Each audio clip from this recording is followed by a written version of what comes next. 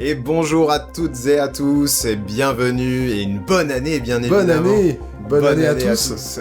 Et on espère que voilà, ce sera une bonne année pour vous, pour nous et pour nous tous ensemble. Aujourd'hui, un épisode spécial, le premier du podcast Crit My Cult. Et en fait, tout simplement, on va faire un petit bilan de l'année 2023, donc dans tous les domaines qu'on aborde dans ce podcast, que ce soit pour le cinéma, les séries, la musique, Internet, la télé aussi, voilà. Évidemment, la capsule Starac, vous l'adorez, on le sait. Voilà, parce qu'encore une fois, maintenant on a un slogan, il n'y a pas de sous-culture, donc on va brasser toute la culture, la pop culture surtout de l'année 2023. Donc on va faire ça bien évidemment par chapitre, chaque chose en son temps. Et Benjamin, on commence tout de suite par la musique. Exactement, on va commencer avec la musique en parlant de quelques albums qui nous ont marqué cette année. Donc déjà, je pense qu'en préambule, il faut dire qu'on n'a pas écouté tant d'albums que ça cette année. En tout cas, moi, je sais que j'ai pas écouté autant d'albums que je l'aurais voulu par rapport à toutes les sorties qu'il y a eu. Ouais, c'est ça. Moi, de mon côté, en fait, il y a certains artistes qui ont sorti des albums, donc des artistes que j'écoutais auparavant. J'ai écouté ces albums-là. Et après, cette année, moi, je suis beaucoup tombé dans l'algorithme Spotify, Deezer, où tu lances une playlist autour d'un genre et tu vas écouter cette playlist. Mais du coup, je suis pas forcément allé écouter des genres, d'autant plus que j'écoute beaucoup de musique électronique et j'ai quasiment aucun artiste que j'écoute en musique électronique qui a sorti des albums. Ils ont fait des remixes, ils ont sorti des singles, des EP, beaucoup de featuring, mais pas d'album en tant que tel. Donc bien évidemment, on va pas revenir sur chaque single qui nous ont marqué cette année, on va rester sur des œuvres un peu plus globales et un peu plus importantes, donc des albums. Donc du coup, moi, ça a été très restreint. Vu que dans les artistes que j'écoute, y a pas eu beaucoup d'albums finalement. Même si mon groupe préféré a fait un album, qui est Gorillaz, qui a sorti Cracker Island. Donc c'était le grand retour de Gorillaz. Tu l'as écouté aussi, Benjamin ? Ouais, j'ai adoré. Ok, moi c'est toujours un plaisir d'entendre que d'autres gens adorent Gorillaz. Moi je suis un peu vendu à la cause, donc même un mauvais album, en fait moi je vais l'adorer, même si en soi ils n'en ont jamais sorti de mauvais. Mais bon, c'est vrai qu'ils ont enchaîné pas mal les albums depuis quelques années. Avant, on avait 5 ans entre chaque album. Là, ça va un peu plus vite en termes de rythme. Et Cracker Island m'a beaucoup plu parce qu'on est revenu un peu à la formule d'origine. C'est-à-dire un album court, avec plein de featuring, mais pas trop non plus. Et avec une patte artistique propre à l'album. Donc c'était la formule qu'on pouvait retrouver sur les premiers albums, comme Gorillaz, Demon Days ou Plastic Beach. Et c'est vrai que sur les albums d'après, on a eu The Fall qui était très expérimental. On a Humans qui était un album fleuve de 1h30 avec des interludes, masse de featuring, plein d'expérimentations et un univers très, très vaste. Après, on a eu The Now Now qui était une espèce de version terminée et définitive de The Fall. Et après, on a eu Song Machine. C'était un song machine, en fait, un jukebox. C'est-à-dire, chaque single avait son identité propre. Mais du coup, l'album avait pas d'identité propre en tant que tel. Bon, ça nous a permis d'avoir un clip par chanson, ce qui, dans le cas de Gorillaz, est quand même chouette. Parce qu'il y a tout un univers graphique qui accompagne chaque album. Et là, avec Cracker Island, on est revenu à la formule de base, c'est-à-dire on prend un producteur, donc là, Greg Kurstin, qui est un producteur qui a fait beaucoup de pop music, donc, comme Adele ou Lana Del Rey, il est à l'origine de beaucoup de tubes des années 2010. Et là, du coup, il joue du clavier sur l'album, il est aussi producteur de l'album. C'était une formule qu'il faisait déjà avant, on avait Danger Mouse par exemple, qui était producteur de Demon Days, et ça s'entend vraiment. Là, on est encore complètement sur ce concept-là, avec un univers, donc là, les personnages de Gorillaz arrivent sur une île, Cracker Island, où il y a une histoire de secte. Je vous laisse aller regarder les clips et consulter un peu le lore autour de l'album pour découvrir tout ça, parce que c'est toujours un peu difficile à raconter, le lore des albums de Gorillaz. Oui, c'est généralement il faut pas s'y plonger, sinon on vous fait un épisode spécial Gorillaz et on est sur autre chose. Voilà, c'est ça. J'ai adoré cet album justement parce que comme tu dis, il revient à une source plus simple, plus concise aussi, et moi c'est un peu là qui m'avait perdu Gorillaz, c'est que il y a eu beaucoup d'albums longs, des albums qui n'en étaient pas parfois, comme Song Machine, et ça m'a un peu paumé dans vraiment leur musique, et là on retrouve vraiment l'essence de Gorillaz avec des featuring bien choisis et cohérents avec l'univers de l'album, et c'est pour ça que moi cet album il m'a beaucoup plu et que j'ai pu replonger dedans quoi. Il y a un son en particulier que t'as retenu ? Moi j'aime beaucoup les 2 premiers morceaux, donc l'introduction avec Thundercat et aussi le featuring avec Stevie Nicks qui vient juste après. Ok, moi de mon côté, il y a Silent Running avec Adeleye Omotayo, qui est pour moi déjà un des meilleurs clips de Gorillaz. Foncez voir le clip tout de suite. Et qui est un son que j'adore. C'est pour moi Gorillaz dans sa grande forme. Et j'ai bien aimé aussi le son New Gold avec Tame Impala. Parce que Tame Impala ont un univers assez éloigné de Gorillaz, mais une approche de composition musicale qui est très proche de celle de Damon Albarn. D'ailleurs, Tame Impala, c'est un artiste qui fait tout lui-même, et Damon Albarn a aussi ce côté homme orchestre. Et je trouvais ça très intéressant de l'inviter, parce que du coup, on a vraiment un son à cheval entre les deux univers, et on sent que Tame Impala et Damon Albarn se sont très très bien entendus, et du coup, ça fait un son très très fort. Exactement. Et du coup, Damon Albarn, qui est un des fondateurs, évidemment, de Gorillaz. Bien sûr. Et moi, le son qui m'a marqué, c'est un son pas en featuring, qui est Baby Queen, qui est clairement mon son préféré. En plus, un petit conte, un peu à part de l'histoire de l'album. Et en plus, on a eu une réédition de l'album avec des bonus tracks, où Del, le rappeur du mythique Clint Eastwood, est revenu dessus. On a même eu un son avec De La Soul, donc le son est sorti du coup à la suite du décès d'un des membres de De La Soul. Et du coup, on a aussi ces petites bonus tracks qui viennent agrémenter tout ça, et moi je trouve du coup qu'on a un des meilleurs albums de Gorillaz tout simplement. Donc voilà, peu d'albums écoutés cette année, mais un très grand album pour moi, et qui va marquer pendant longtemps. Je suis bien d'accord. Bah moi de mon côté, en réalité, ce que j'écoute le plus, c'est du rap, pour ceux qui ne l'ont pas encore deviné. Donc forcément, la plupart des albums que j'ai écoutés et qui m'ont marqué cette année sont du rap. Il y a l'album de Kekra, qui est sorti du coup en début d'année, je crois que c'était en février ou en mars. Et moi, c'est un artiste que j'aime énormément parce qu'il propose toujours des choses très atypiques et très à lui. Il a été assez avant-gardiste pendant très longtemps. Et là, il commence à avoir un peu de succès parce que sinon, ça fait peut-être une dizaine d'années, je crois, maintenant qu'il fait de la musique. Et ça fait une petite dizaine d'années que je l'écoute. Et il a toujours été underground, écouté par peu de personnes parce qu'il avait des influences très UK et des sonorités aussi parfois two-step. Et comme c'est des genres qui viennent un peu à la mode dans le rap français en ce moment, il a le droit enfin à un peu son heure de gloire. Et donc moi c'est un album qui m'a beaucoup plu, avec beaucoup de morceaux que j'ai appréciés. Après, soyez prévenus, c'est pas un homme à texte, c'est un homme à musique. On est sur les inspirations premières, c'est tout simplement de la mélodie, des tentatives, voilà, sa voix donc très pitchée et autotunée, qui va balader entre voix grave, voix aiguë, etc. Moi, c'est un album qui, comme la plupart de ses albums précédents, m'ont beaucoup plu et qui ont fait un peu toute mon année, vu qu'il est sorti au début de l'année. Ouais, moi je t'avoue que je l'ai un peu moins aimé, parce que c'est vraiment pas ma came du tout. Ah oui, c'est sûr que c'est à l'opposé de ce que tu peux apprécier. Ouais, voilà, c'est ça. Donc j'ai trouvé ça très quali, techniquement c'est très réussi. Je pense que si c'est ton genre de rap, ça fonctionne très très bien. C'est ça. Mais moi pour le coup, je suis pas rentré dedans du tout. Mais je loue les tentatives. Moi j'ai quand même un peu de mal quand le texte a autant aucun sens. Ouais, bien sûr. C'est marrant parce que je suis fan de Gorillaz et beaucoup de sons de Gorillaz. Damon Albarn improvise un texte et le garde pour la version finale, voilà, si vous le saviez pas. Mais même les sons plus connus Gorillaz sont composés comme ça. Mais en bon francophone que je suis, ça me gêne moins quand c'est de l'anglais. Et en plus, c'est vrai que Kekra, il a parfois des gimmicks en termes de langage et il va les répéter, il va créer une musicalité avec. Exactement. Je valide l'essai. C'est très bien qu'il le fasse, mais du coup je suis pas rentré dedans, c'est pas ma vibe en fait, je vibre pas à la même fréquence que lui. Ah oui, non, mais ça c'est sûr, et je savais que c'était pas ton genre.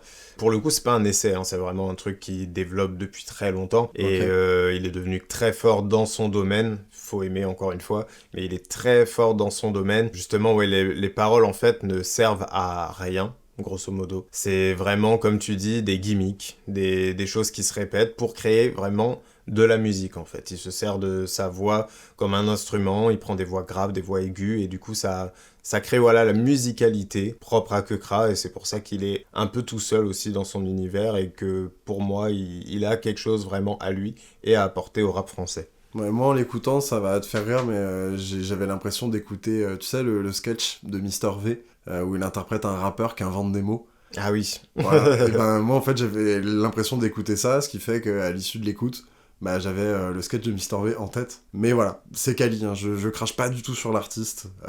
C'est très bien ce qu'il fait, c'est juste pas pour moi en fait. Mais du coup, Maxime, dis-nous un peu ce qui est pour toi. Bah, on va rester sur ce thème de faire quelque chose avec les mots, avec la voix, avec des artistes qui font de la variété électro en quelque sorte et qui font beaucoup, pour les avoir vus en concert, qui font beaucoup de boucles avec leur voix et avec leurs instruments parce qu'ils sont que deux.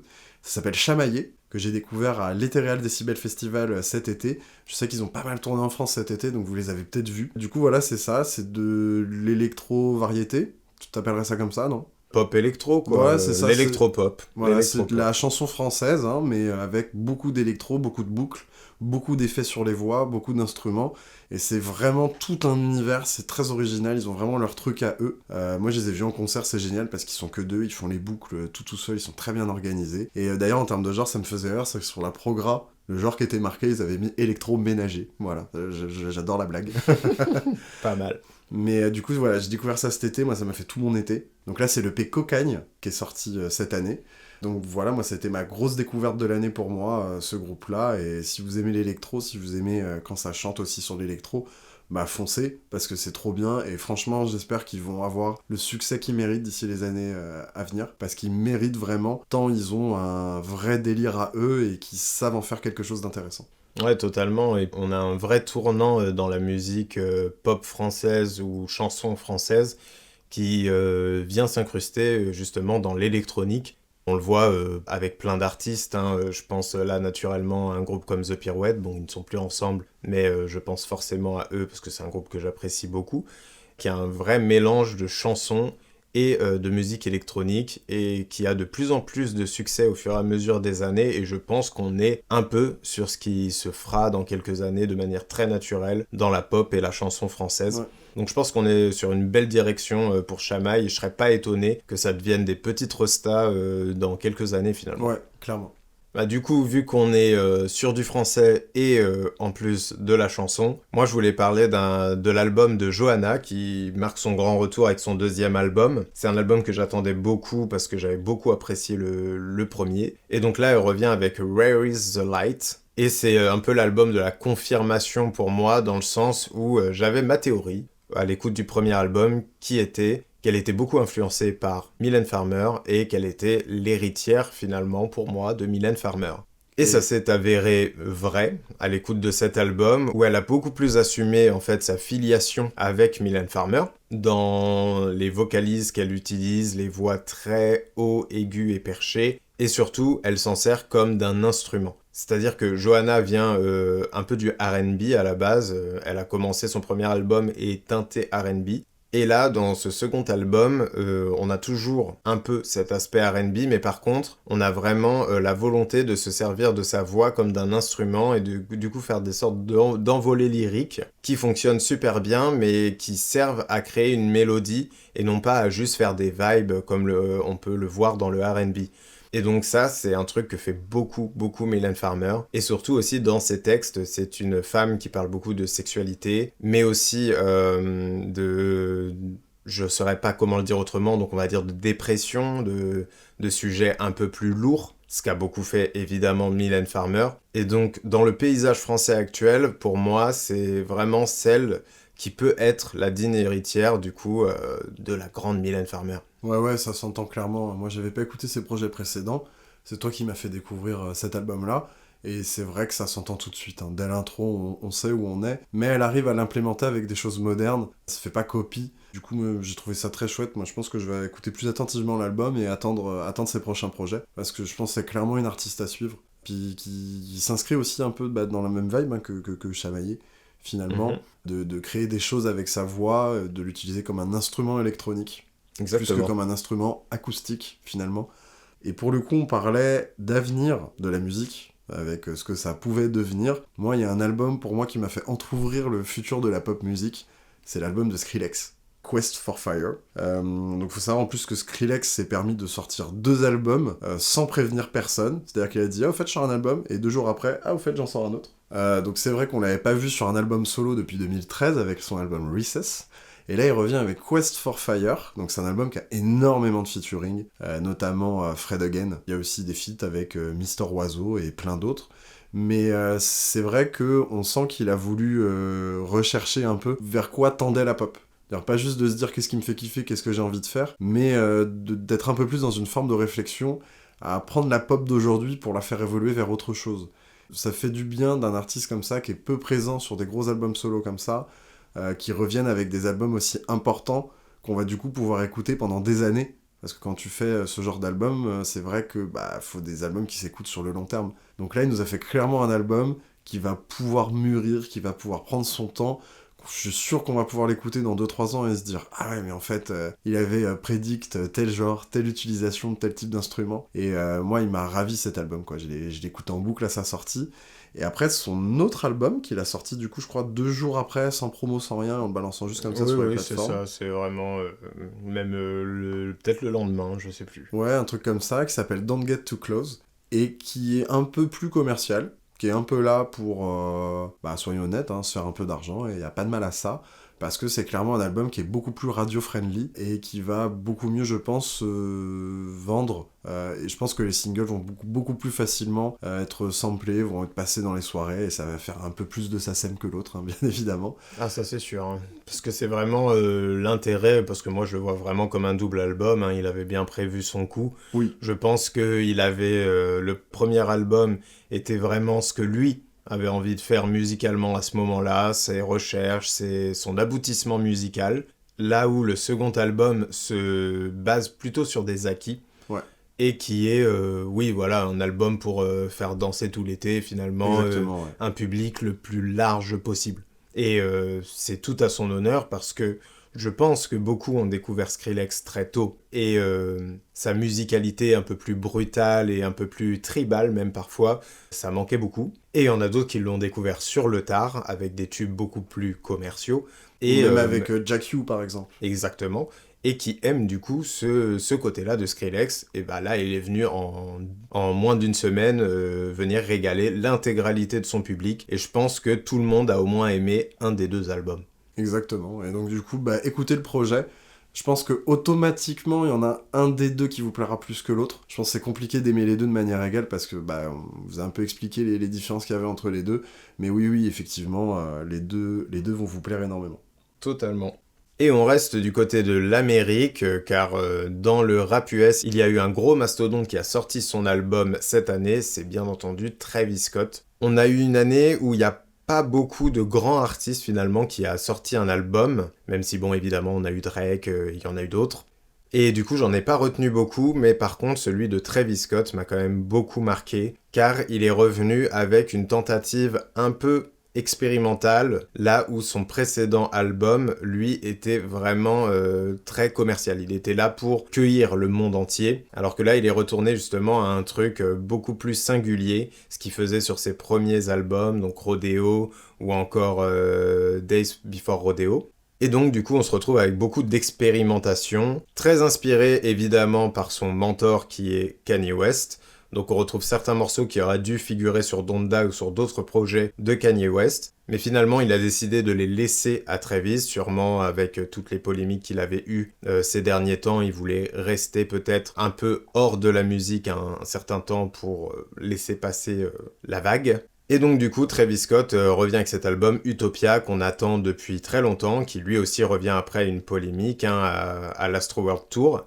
Et qui nous sort un album vraiment très très qualitatif, avec beaucoup de featuring, mais très bien placé, où on s'en sert très bien. Par exemple, on peut le voir comme un chef d'orchestre, comme ce que fait beaucoup Kanye sur ses albums, c'est-à-dire qu'il choisit bien un featuring et comment l'artiste en featuring doit interpréter certains morceaux, est-ce qu'il doit être sur un refrain, un couplet, sur 2 phrases. On a par exemple Sampha qui dit 3 phrases, on a Sheck West qui fait seulement des ad-libs. Pour chaque invité, il est attentif à ce qu'il rentre bien dans l'album. Et ça, c'est une qualité indéniable qui fait qu'on a une direction artistique très soignée et très cohérente entre chaque son. Même si évidemment, il reste éclectique sur plusieurs de ses morceaux. Moi voilà, c'est un album que j'ai adoré et comme il n'y avait pas beaucoup de grands artistes, en tout cas dans le rap, qui avaient sorti un album cette année, je voulais quand même vous parler de l'album de Travis Scott. Bon, on va passer à la catégorie suivante. Maxime, est-ce qu'il y a 2-3 albums que tu aimerais citer peut-être pour conseiller à nos auditeurs ? Savante, qui a sorti la Évidemment. suite de son album Alchemist, donc Alchemist 2, et ça reprend chaque track de l'album précédent. Et c'est très intéressant du coup de réécouter l'album précédent et de réécouter celui-là, parce que c'est vraiment un exemple de comment un artiste peut progresser en 10 ans, tout simplement. Ok. C'est tout? T'en as d'autres peut-être? Non, c'est bon pour moi. Non, c'est bon pour toi? Alors moi, bon, je vais en citer quelques-uns, je vais pas vous embêter plus que ça, mais si vous avez l'occasion, écoutez l'album de Hamza, évidemment. Bon, je pense que si vous aimez le rap, vous avez sûrement été jeter un coup d'œil. Il y a aussi l'album de Luigi, que j'ai adoré, l'album d'Ichon, dont j'ai déjà parlé dans un précédent épisode, l'album de Crazy, donc là on est toujours dans du rap.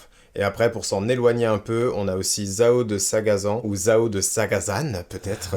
En tout cas, la mélodie des éclairs. On a eu aussi l'album de Kalika, Adieu les monstres, qui est pour moi une des futures grandes de la pop. The Blaze, qui est enfin revenu avec un album, Jungle, que j'ai adoré. Et bien sûr, M83 avec l'album Fantasy, qui est un excellent album. Et si vous aimiez M83 à une certaine époque, je vous conseille de revenir sur celui-ci.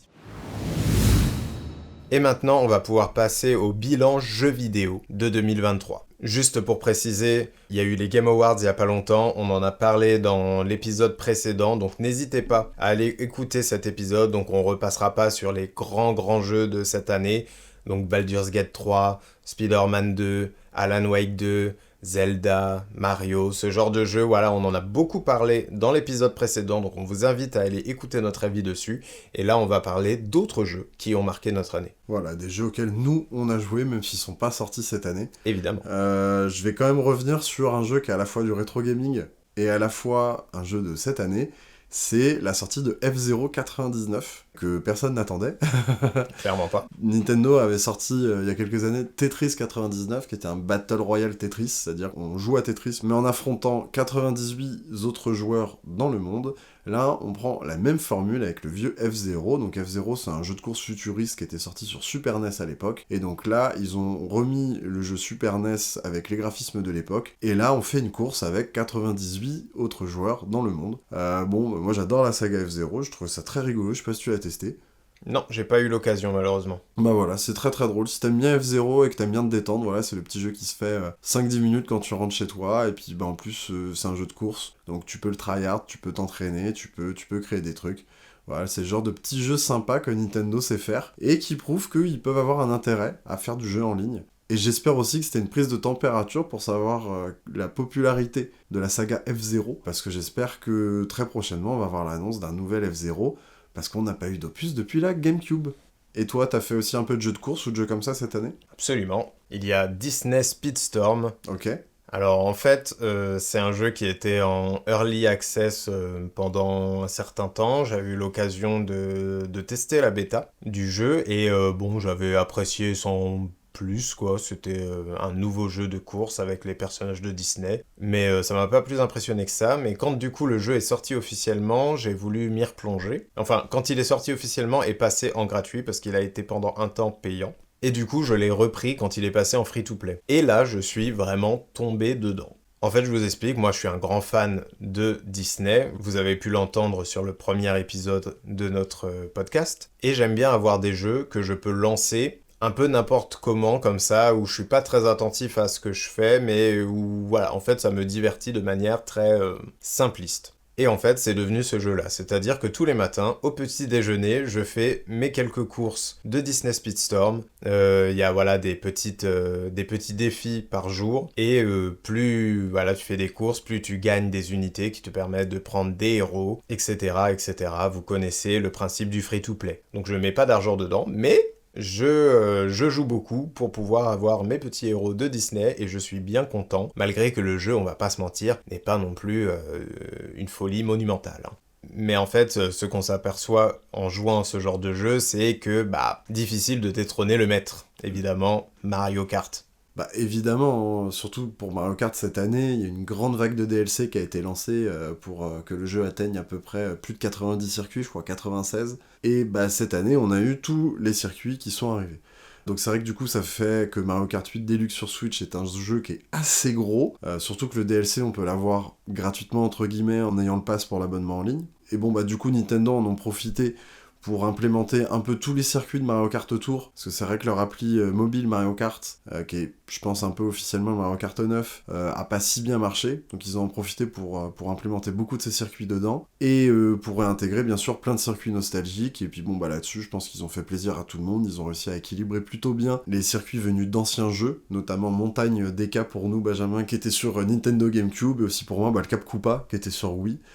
Donc ça fait toujours plaisir, bien évidemment, de reparcourir des circuits qu'on a parcourus au long de sa vie, parce que c'est vrai que maintenant Mario Kart, c'est une saga qui nous a accompagnés depuis notre tendre enfance, mais aussi avec des nouveaux circuits, comme notamment celui où on est tout petit dans une salle de bain, ou alors on est dans une salle de bain immense, je ne sais pas à quelle échelle il faut voir le circuit. C'est ça. Mais voilà, des circuits assez plaisants. Après, on n'a rien de nouveau non plus, hein, c'est du DLC. Donc ils n'ont pas forcément laissé de fenêtre ouverte pour qu'on puisse prédire quel sera Mario Kart 10, du coup, sur Switch 2, parce que bon, on va parler des attentes de l'année, mais je pense que la Switch 2 va vraiment pas tarder, que Mario Kart 10 est déjà en développement, parce que oui, je considère que Tour c'est le 9, donc je pense qu'ils partiront directement sur un Mario Kart 10. Là, faudrait proposer autre chose pour le 10, je sais pas ce qu'ils vont faire, mais en tout cas, voilà, c'était plaisant d'avoir du nouveau contenu, avec des nouveaux personnages, des nouveaux costumes mis et des nouveaux circuits implémentés dans ce Mario Kart là. Mais j'ai trouvé ça très fun à parcourir. Après, peut-être, là, on vous a parlé un peu de jeux vidéo, détente, on va dire, vraiment ceux qu'on se fait entre potes, ou qu'on se fait comme ça, sur le pouce, en rentrant chez soi ou au petit-déj. Benjamin, toi, il y a plus, si je peux me permettre l'expression, un vrai jeu qui t'a marqué cette année? En réalité, il y en a plein, mais dont j'ai déjà cité certains dans l'épisode des Game Awards. Mais il y a aussi un jeu auquel je joue en ce moment, donc que j'ai commencé en fin 2023, donc c'est vraiment le jeu qui a fait ma fin d'année. C'est Outlast Trials. Donc, Qui a pas été si bien critiqué en plus, je crois. Hein. Ouais, non, il a pas eu des retours de fou, c'est pas catastrophique, mais pas dans les attentes, voilà, c'est mitigé. Pour ceux qui ne connaîtraient pas Outlast, c'est un jeu d'horreur créé par Red Barrels, qui est sorti au milieu des années 2010, je crois. Donc un premier qui se passe dans un hôpital psychiatrique, un deuxième qui se passe ailleurs, mais je vais pas vous le dire. Et du coup, maintenant, on est sur le troisième Outlast, et sa particularité, c'est qu'il se joue en coop. Donc, les deux premiers Outlast étaient vraiment des survival qui jouaient vraiment sur la peur de l'ennemi parce que tu n'as pas d'armes pour te défendre, tu dois te cacher si tu te fais courser par un ennemi. Et donc, ils ont appliqué cette formule-là à un jeu coopératif. Et moi, ça, c'est tout ce que j'attends d'un jeu d'horreur en coop. C'est-à-dire un jeu qui arrive à me créer encore une sensation de peur, mais que je peux partager cette peur avec un ami. Et c'est très difficile parce que souvent les jeux d'horreur jouent sur le fait que tu es tout seul, que tu dois manier ton personnage et donc être actif dans une action horrifique, ce qui peut faire flipper. Mais quand tu es avec un pote, généralement c'est beaucoup plus compliqué parce que forcément tu parles avec ton pote, etc. Donc la peur est un peu amoindrie. Mais là où ils sont malins, c'est que... Je vous donne un exemple, par exemple, il y a une map sur laquelle on est donc tous les deux, mais par contre, on est chacun à un bout de la map. Et le but, ça va être de traverser le bâtiment pour trouver les clés qui nous permettent de nous rejoindre et de s'échapper ensemble. Donc ça veut dire qu'en fait, on se retrouve quand même tout seul face à certains ennemis, même si on est à deux dans la partie et qu'on ne peut pas finir cette partie sans notre partenaire. Donc c'est là où ils ont bien compris le fait de faire de la coop, mais aussi penser à faire peur. J'y ai peut-être pas encore assez joué pour affirmer que ça fait peur pendant des heures et des heures de jeu, mais en tout cas les premières heures sont très bonnes et le jeu est pas très cher, donc moi c'est un jeu que je conseille si vous aimez l'horreur et jouer entre amis. En plus, c'est marrant parce que le premier Outlast, moi je l'avais découvert avec des amis. Donc, du coup, moi ça me parle vraiment le fait qu'il était en coop. Voilà, moi, j'ai pas du tout vu passer l'info en plus qu'il était en coop. Donc, écoute, ouais, ça me chauffe bien. Si tu veux qu'on se fasse une partie, écoute, un de ces quatre. C'est quand tu veux, on y joue avec notre ami Piu Piu. Voilà, coucou Piu Coucou Piu Piu. Et on y joue avec lui, donc t'es le bienvenu. On peut jouer jusqu'à 4, je crois. Ah, trop bien. Donc t'es le bienvenu quand tu veux, et je crois que. Notre autre ami aussi, Marty, il joue également, oui. Je crois, oui, avoir vu passer sur mon Steam qu'il y jouait. Donc en vrai, pourquoi pas, se réunir tous les quatre et se faire une bonne game. Bah écoutez, Marty, Piu Piu, vous écoutez le podcast, donc...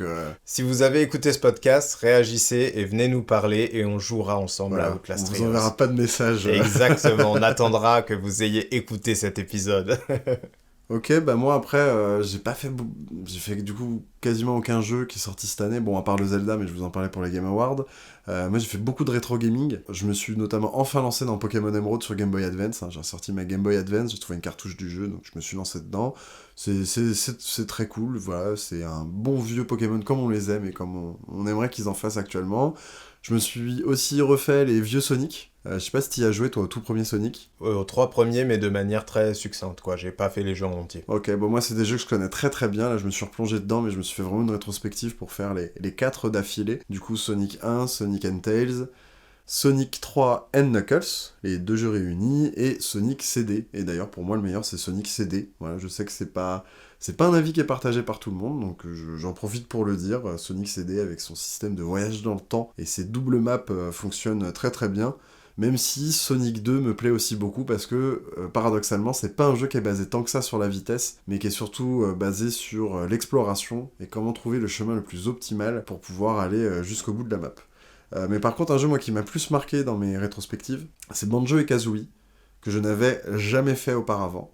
Je me suis lancé dedans sur la console virtuelle de Nintendo, et j'ai trouvé ça vachement cool en fait, parce que quand tu joues à Banjo et Kazooie, t'as vraiment l'impression de jouer à une relique historique, parce que il fait partie de ces tout premiers jeux en 3D, où juste le fait que le jeu soit en 3D, ça faisait la blague. Du coup, le but du jeu, c'est t'arrives dans des maps en 3D, faut aller récupérer 10 trillions de collectibles, et ce que tu vas faire pour aller choper ces collectibles va faire tout l'amusement que tu peux avoir dans le jeu. Il y a même pas de boss, il y a rien, il y a juste des compétences que tu vas acquérir, et puis tu vas récupérer ces collectibles-là. Donc ça a un peu vieilli, je vais pas le cacher, mais du coup, je comprends pourquoi ce jeu est si culte, parce que c'est vraiment un point important dans l'histoire du jeu vidéo, en 3D notamment. Donc voilà, moi c'est bizarrement le jeu qui m'a marqué cette année, c'est lui. Et je me suis fait aussi Zelda 1, et ce qui a pu me permettre de confirmer ma petite théorie comme quoi Breath of the Wild est une sorte de remake du premier Zelda. Voilà, je vais pas m'étendre là-dessus, garder cette hot takes pour ce qu'elle est. Et toi de ton côté Benjamin, du coup il y a d'autres jeux aussi qui t'ont marqué? Il y a 2-3 jeux qui m'ont marqué. Bon, évidemment, je le précise ici, mais je suis un gros fan de Rocket League.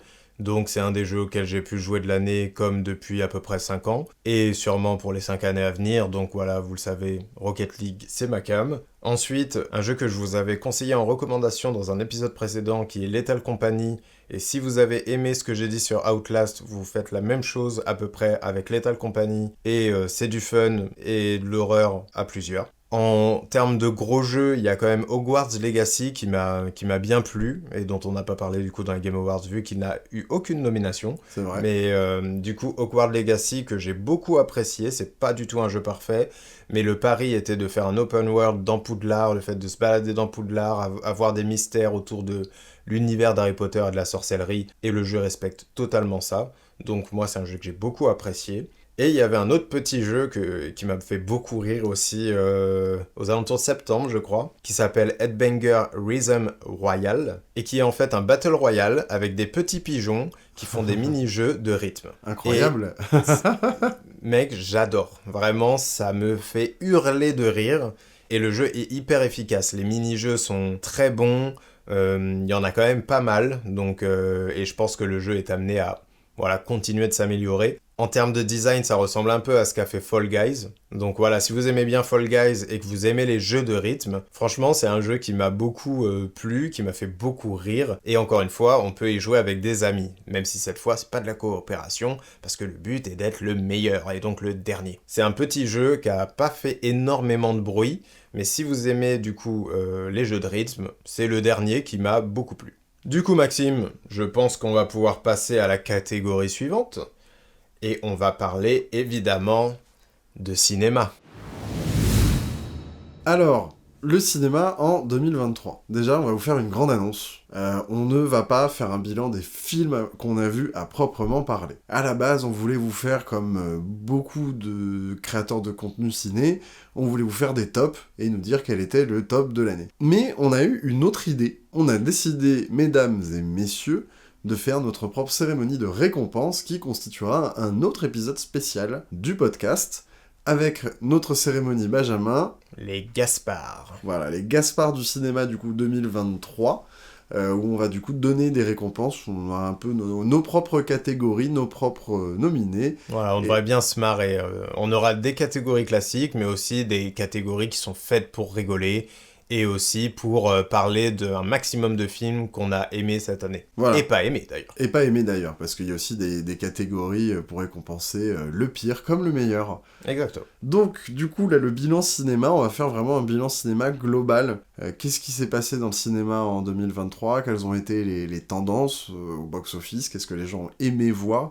Qu'est-ce que les gens ont refusé de voir, hein, parce qu'il y a eu des succès magnifiques, mais aussi des échecs retentissants cette année. Mais moi, ce qui m'a particulièrement marqué sur cette année ciné Benjamin, c'est le line-up. J'ai l'impression que c'était vraiment l'année post-Covid. C'est-à-dire que le Covid a ralenti plein de projets. On a eu des sorties un peu en catastrophe, plus ou moins pendant le Covid, avec une proposition de cinéma qui n'était pas non plus incroyable. Et là, on a eu cette année beaucoup de retours de grands réalisateurs. Et là, la liste est complètement dingue, hein. Déjà, pour parler des plus grands, on a eu un Spielberg, un Scorsese, un Aronofsky, un Nolan, un Fincher et un Miyazaki, pour ne citer que le haut du panier. Et après, il y a eu aussi tout plein d'autres auteurs qui ont suivi. Ah bah oui, évidemment, il y en a eu plein. On a eu, en France, on a eu du Gondry, du Ozon, du Pontel, mais après, si on prend à l'international, du Chazelle, du Wes Anderson, du Rodriguez, Coris Maki aussi, un peu moins connu, mais grand cinéaste, Astor pour l'horreur, Dupieux pour la bizarrerie, évidemment, Toledano et Nakache pour le populaire. On en a eu pour tous les goûts et plein de gros noms que l'on connaît et que l'on aime. C'est ça, et même des réalisateurs, je vais dire, un peu plus mineurs, qui sont revenus comme Xavier Jans, dont on n'attendait plus de films véritablement, qui est revenu avec un film très fort, qui s'appelle Farang, mais on vous en reparlera pour les Gaspard. Mais on a eu aussi James Mangold, hein, qui est revenu avec une grosse franchise comme Indiana Jones, et aussi même Lajli, hein, pour la France, qui est revenu avec Bâtiment 5. Donc voilà, tout ça pour vous dire que c'était quand même une très grosse année ciné, que c'était un peu un line-up de rêve, et je pense que c'est une année qui va bien vieillir, quoi, dans le sens où on se souviendra de pas mal de films qui sont sortis cette année, et qu'on remarquera que 2023, globalement, c'était quand même une très bonne année ciné, Benjamin. Ah oui, c'était une très bonne année ciné, et encore, on en parlera pour les Gaspard, mais on vous a même pas parlé des nouveaux cinéastes ou des cinéastes qui sont, on va dire, jusqu'à leur 3e film peut-être, et qui n'ont pas forcément encore marqué. Ou même leur premier pour certains. Et qui justement vont marquer sûrement les années à venir, et qu'on se rappellera d'eux qu'en 2023, ils ont eu leur premier film marquant. Donc oui, en effet, très belle année cinéma, en tout cas sur le papier. Après, vous verrez pour les Gaspard, il y a des films de grands réalisateurs qu'on a moins aimés, des films de petits réalisateurs qu'on a adorés. Évidemment, après, là on vous parle simplement en termes de noms. Après voilà, pour faire un bilan du box-office de l'année, ce qui a marqué la France plus particulièrement, si vous vous intéressez un peu à l'actualité ciné, vous en avez probablement entendu parler, c'est l'écroulement du genre super-héroïque. Alors, c'est un peu plus à nuancer en ce qui concerne les États-Unis, mais en ce qui concerne le reste du monde, la lassitude arrive, qui est une lassitude complètement naturelle, hein. Quand il y a un genre à la mode, forcément, à un moment, il devient un peu moins à la mode. Et normalement, la suite de ça, c'est qu'il va y avoir un moment où il va même devenir ringard. À voir si c'est vraiment ce qu'attend le genre super-héroïque. Au point que le Marvel Cinematic Universe va sortir qu'un seul film l'année prochaine. Et Marvel, en plus, va laisser Sony visiblement se cracher avec tous ces projets qui donnent pas vraiment envie, pour être honnête, comme Kraven le Chasseur ou Madame Web, c'est ça ? Madame Web. Voilà. Donc on a quand même eu The Marvels, qui était censé être un épisode assez important du Marvel Cinematic Universe, hein, qui réunit un peu Captain Marvel, Miss Marvel et Monica Rambeau. Et l'autre. Et Monica Rambeau, qui était un personnage de WandaVision. Donc c'était à la fois un crossover et une suite de plusieurs trucs. Bon, ça s'est planté royalement. Même Ant-Man Quantumania, qui était le 3e opus d'Ant-Man, encore plus important, qui devait introduire le nouveau méchant, le nouveau Thanos. Tout le monde en a eu rien à faire, et voilà. Et en plus de ça, on a Jonathan Majors, qui a été condamné pour violence conjugale.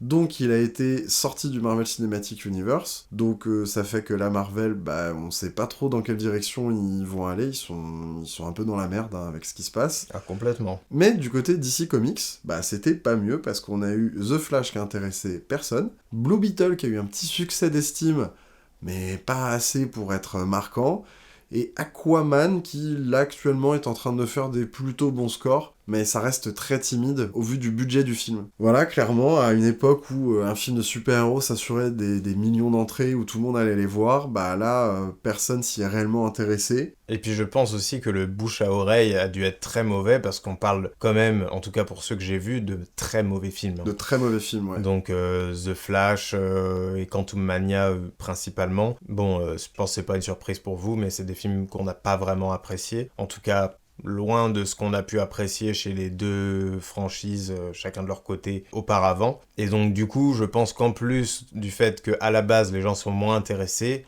le bouche à oreille marche beaucoup moins quand il s'agit de mauvais films, hein, tout simplement. Oui, donc voilà, c'est vrai qu'après, bon, bah, ça fait longtemps que la qualité de ces films-là baisse, et qu'on rentre dans une logique très industrielle dans la manière de faire ces films. Donc je pense que c'est un peu le retour de bâton auquel on pouvait s'attendre. C'est-à-dire que, bah oui, à force de nous faire des films pas très bien, bah les gens, ils vont pas revenir. Surtout qu'on a aucun des films qui est un super-héros très connu et vraiment majeur, quoi. C'est-à-dire on n'a pas de Batman, Superman, Iron Man, des gens vraiment connus. Donc voilà. Il y en a un qui résiste toujours à l'envahisseur, c'est Spider-Man, évidemment, quand même. Oui. Qu'on a eu cette année, qui n'est pas du coup dans le MCU ou l'univers de DC, mais qui du coup fait son bonhomme de chemin et qui lui a eu au moins un succès critique bien au-delà et bien au-dessus de ses comparses cette année. Et il est resté très longtemps en salle, hein. Moi je l'ai vu 2 fois au ciné cette année, et je l'ai pu le voir je crois à 1 mois et demi d'intervalle. Et j'ai vu qu'il était dans le top 3, top 5, même top 1 de beaucoup de classements parmi les créateurs de contenu ciné d'internet. C'est ça, et comme quoi quand on fait un bon film de super-héros, les gens sont plus curieux et vont beaucoup plus supporter le film. Et donc à terme, on se souviendra bien plus de Spider-Man Across the Spider-Verse que de Ant-Man Quantum Mania ou bien The Flash. Ouais, carrément. Même si je pense que The Flash va faire date tellement qu'il était mauvais, quoi. Oui, c'est sûr. Mais ça, ce sera pour un autre sujet. Ça sera pour les Gaspard. Exactement. C'est donc Disney qui trustait la première place du classement des grands studios américains depuis 2015. Mais cette année, ils ne sont pas premiers, ils sont deuxièmes.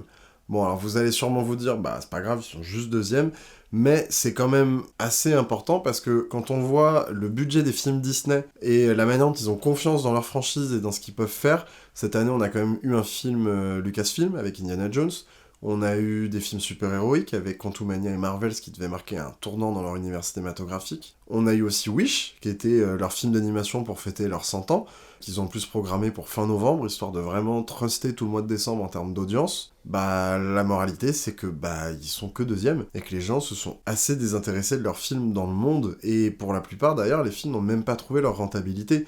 Donc bien sûr que ça reste Disney, ça reste des franchises connues, mais en attendant, on ne peut pas parler de succès, peut-être à part pour Élémentaire, qui est resté très longtemps en salle et qui a même eu un bouche-oreille plutôt efficace, vu qu'il a fait ses meilleurs scores sur sa 3e et 4e semaine, je crois. Oui, et je pense que en plus de ça, là où ils doivent être bien dégoûtés, c'est qu'ils se sont fait avoir sur leur propre terrain. C'est-à-dire que, voilà, comme tu disais, il y a eu quand même Wish et Élémentaire, mais qui est-ce qui est venu voler la vedette? C'est Mario.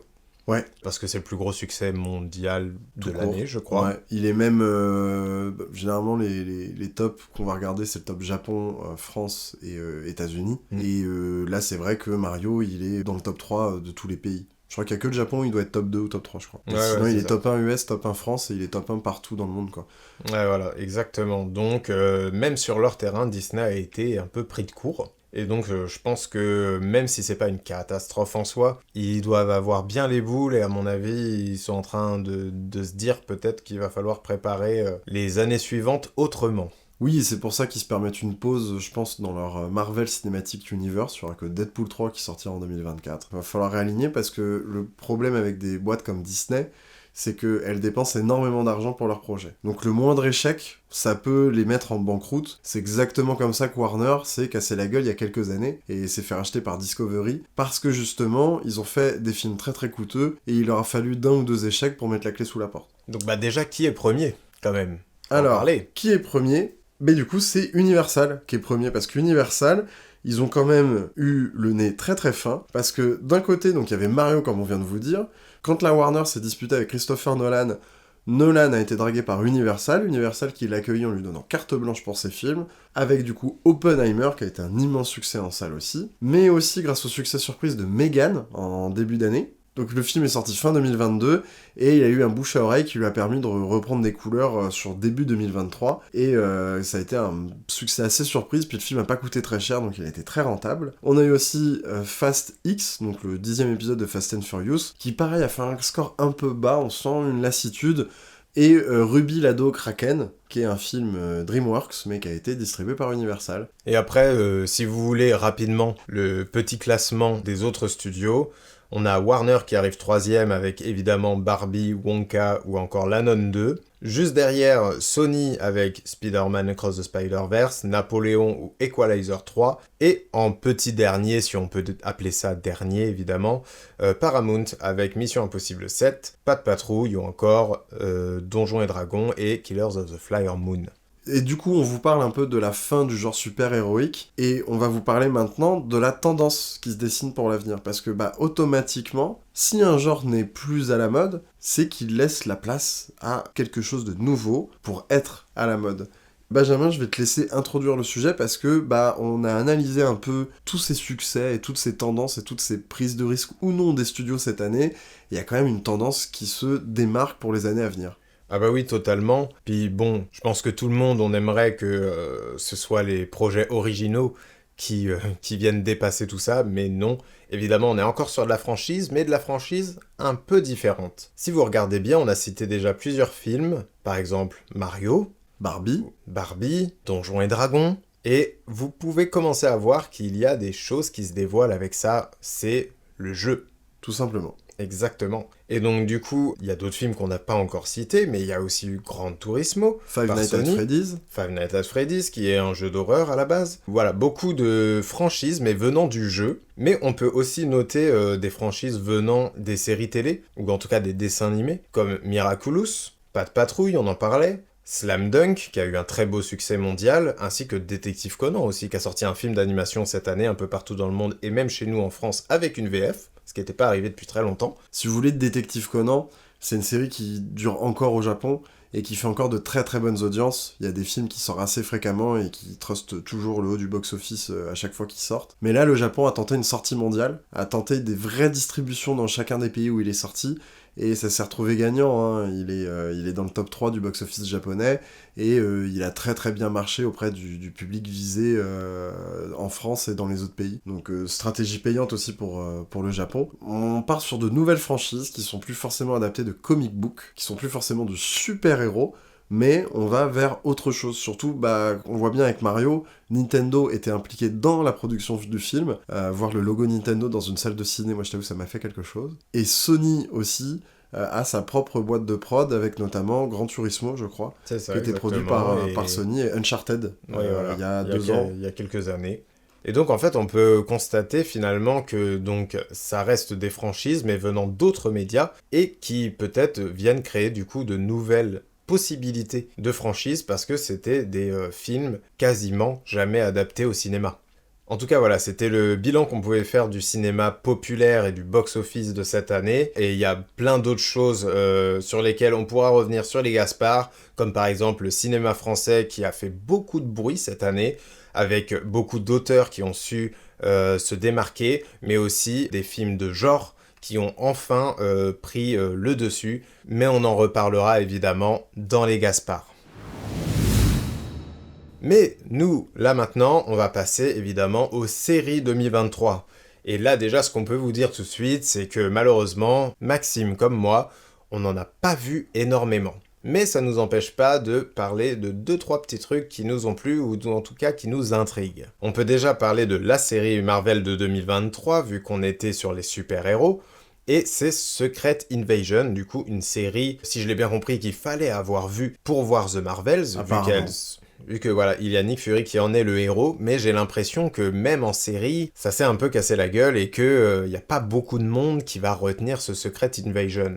Moi, je t'avoue que je l'ai pas vu, mais je n'en ai entendu parler qu'en mal, jusqu'à son générique, qui a été réalisé apparemment avec l'aide de l'intelligence artificielle, mais l'outil était pas très bien utilisé pour autant. Et cette série qui est juste pas intéressante, en plus la promo a pas suivi derrière, et je pense que la série souffre du manque de qualité du Marvel Cinematic Universe. Son non-succès trouve ses origines, je pense, pour les mêmes raisons que le non-succès d'Ant-Man et The Marvels.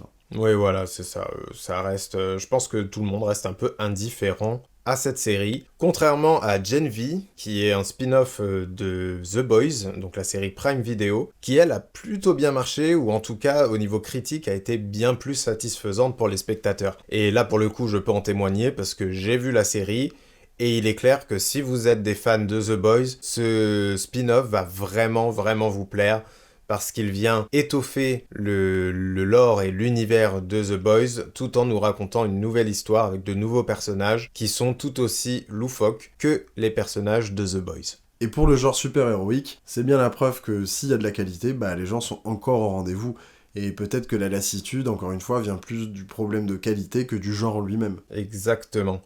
Après, on vous parlait du coup de d'autres franchises qui pourraient prendre le devant dans la partie cinéma, mais en réalité, on peut aussi s'en rendre compte dans les séries, parce qu'on a eu cette année la série événement The Last of Us. Et donc du coup, encore une fois, un jeu PlayStation, donc Sony n'a finalement pas fait que Uncharted et Gran Turismo. Il y a eu la série The Last of Us qui a marqué beaucoup, beaucoup de monde et qui là a été clairement un succès populaire et aussi un succès critique. Évidemment, il y a eu des gens qui n'ont pas forcément été satisfaits. Évidemment, il y a toujours des râleurs quand on adapte une œuvre préexistante, et là d'autant plus un jeu vidéo qui a eu un succès retentissant. Mais en réalité, c'est une très bonne série avec beaucoup d'idées qui ne sont pas du coup dans le jeu vidéo, tout en étant hyper fidèle aux événements du jeu. Du coup, pour moi, c'est une adaptation très réussie, en plus d'être une très bonne série. Et puis, on vous parlait dans l'épisode précédent aussi de Scott Pilgrim, qui est adapté d'un comic canadien. Donc on peut aussi parler comme ça de nouvelles franchises qui viennent rafraîchir un peu le tout. On a aussi One Piece, qui est une adaptation live d'un manga qui, pour une fois, on a une adaptation live de manga qui s'est bien fait recevoir par les fans, par le grand public, par la critique. Bon, Netflix ne diffuse toujours pas ses chiffres, mais j'ai aucun doute que c'est un succès d'audience vu le nombre de gens qui en ont parlé. Et la saison 2 est déjà annoncée. Et la saison 2 est déjà annoncée. Et même de l'autre côté, Disney s'est un peu planté avec Ahsoka, qui a pas eu un succès si retentissant que ça. Il y a une certaine lassitude des franchises que les studios ont un peu essorées, comme hélas Star Wars, Marvel ou autres, mais que les gens sont quand même prêts à revoir des adaptations de leurs franchises préférées dans des médias tels que la série télé ou le film.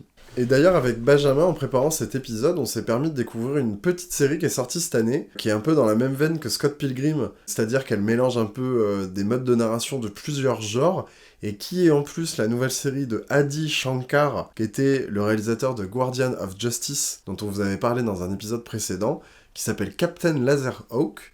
Pour le moment, nous, on a vu que le début de la série, après, la saison est complète, c'est juste qu'on est un peu en retard. Mais en vrai, je pense qu'on va continuer parce que le pilote nous a énormément plu, surtout qu'il y a Jade et Paige de Beyond Good and Evil, et qu'en plus, en ce qui me concerne, je retrouve, mais alors, tout le style et toute la patte de Adi Shankar, jusque dans les thématiques, le scénario, les plans, bref, tout. C'est un Guardian of Justice un peu plus posé, c'est-à-dire un Guardian of Justice qui aurait arrêté la drogue. Avec évidemment tous les personnages de Ubisoft. Voilà, et je pense qu'ils vont tous à peu près apparaître, hein, mais on a déjà Rayman, on a déjà Watch Dogs, on a une grenouille Assassin's Creed, Beyond Good and Evil bien évidemment, et à voir quels vont être les autres personnages qui arriveront au fur et à mesure du Et truc. sûrement des trucs qu'on n'a pas remarqués, hein, parce qu'on n'est pas non plus des experts. Mais il y a aussi, tout comme dans le cinéma, on a eu des grands auteurs qui ont fait leur retour, mais cette fois-ci en série télé, avec Xavier Dolan, qui est revenu avec une série La nuit où Laurier Gaudreau s'est réveillé, Nicolas Winding Refn, le réalisateur de Drive, qui est revenu avec Copenhagen Cowboy, et le nouveau chapitre de la saga de l'auberge espagnole de Cédric Clapiche, avec Salade grecque, qui est donc la suite du casse-tête chinois, qui était le 3e épisode de la trilogie de films. Donc là, la franchise s'exporte en série. Exactement, et en termes d'auteurs de série aussi, on a eu quand même le retour de Damon Lindelof avec la série Mrs. Davis, qu'on n'a pas eu le temps de voir malheureusement, mais qui a l'air bien loufoque et bien intéressante. C'est une nonne versus une intelligence artificielle, c'est ça ? C'est grosso merdo ça. Hein. Ok, j'ai très hâte de savoir ce que Damon Lindelof peut donner en comédie. Ouais, c'est ça, parce que si on a bien compris, c'est une comédie dramatique. Donc, hâte de voir comment il aborde ces sujets-là, et en plus sous un ton décontracté, j'imagine. Et toi, Maxime, t'aimerais nous parler d'une série que t'as vue, ou peut-être une série que tu voudrais voir, éventuellement ? Si je commence à vous parler d'une série que j'ai vue, là je vais perdre toute ma crédibilité, parce qu'une des seules séries que j'ai rattrapées cette année, c'est la dernière saison de Power Rangers. Très bien. Donc après... En fait, si vous voulez, je regarde pas la saison complète, mais tous les ans, je me mets à jour pour savoir quelles sont les nouvelles transformations, les nouveaux ordres, la nouvelle histoire et tout. Voilà, je me tiens un peu à jour, je regarde un ou deux épisodes comme ça. Donc c'est ce que j'ai fait. Là en plus c'est rigolo parce qu'il rappelle un peu les méchants des premières saisons et il y a aussi le Ranger bleu des premières saisons qui est de retour. Donc bah j'ai trouvé ça rigolo. Voilà, bon, rendez-vous l'année prochaine pour savoir quelle sera la nouvelle saison de Power Rangers. Donc après, moi je suis un très grand fan de la saga de l'auberge espagnole. Donc moi c'est Salade grecque qui me tente le plus là-dedans. Et bien évidemment, l'attaque des titans. Et en fait, moi je suis rentré à fond dedans dès la saison 1 à l'époque. J'avais regardé la 2. Et quand la 3 est sortie, je me suis dit ok, j'attends que la série se termine. Et je regarde tout. Ok. La série est terminée enfin, donc je vais pouvoir enfin regarder l'intégrale de l'attaque des Titans, et ce sera l'occasion pour nous, pour vous faire un dossier qui arrivera sûrement dans le courant de l'année. Peut-être bien, peut-être bien.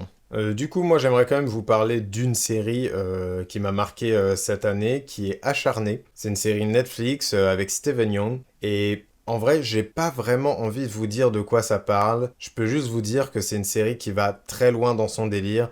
Disons que pour rester le plus évasif possible, c'est deux personnes qui se rencontrent et qui vont se mener la vie dure, mais à outrance. Ça va très très loin et c'est une série qui est à la fois très dérangeante, mais aussi très drôle, qui assume son concept jusqu'au bout. Donc voilà, je veux pas trop vous en révéler, c'est une mini-série, c'est quelques épisodes, c'est sur Netflix. Donc voilà, je vous conseille la série Acharné. Et maintenant qu'on vous a parlé de plein de séries et qu'on vous a conseillé plein de choses à voir sur votre télé, peut-être qu'on devrait passer finalement à la télévision en elle-même, aux émissions, aux différentes émissions qu'on a pu voir passer cette année.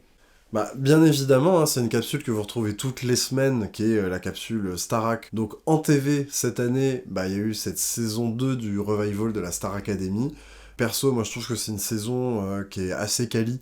C'est-à-dire qu'elle est assez peu marquée par des dramas, donc on a vraiment l'impression de regarder un concours de chant et pas forcément d'être dans une télé-réalité. Surtout que le niveau de chant est assez élevé, les primes sont quali, donc j'apprécie vachement regarder cette saison. Et j'ai d'ailleurs réalisé à quel point cette saison n'était pas marquée par tous les aspects de la télé-réalité, quand on a découvert en préparant l'épisode avec Benjamin, Frenchy Shore, qui a été peut-être la grosse émission télé et télé-réalité de cette année, surtout qu'elle est apparue sur Paramount+, elle est même pas apparue sur le linéaire, et c'est clairement l'émission télé qui a fait le plus parler d'elle cette année dans son ensemble. Voilà, on a découvert pour vous Frenchy Shore avec Benjamin, parce que au vu du retentissement qu'elle avait, on pouvait pas faire cet épisode sans avoir vu ce que ça donnait.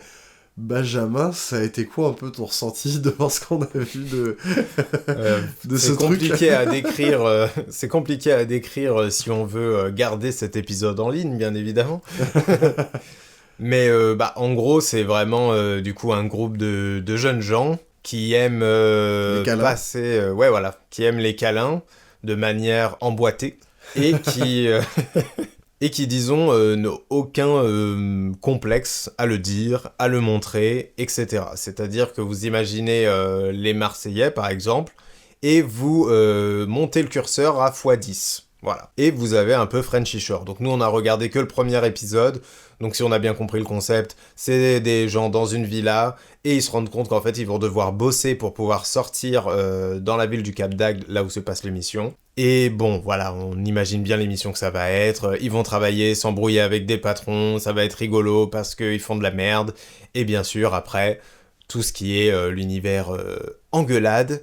Et bien sûr, vous voyez ce que je veux dire, bien évidemment. Ouais, surtout vu qu'il y a le côté très décomplexé autour de la question des câlins emboîtés, comme tu l'as dit.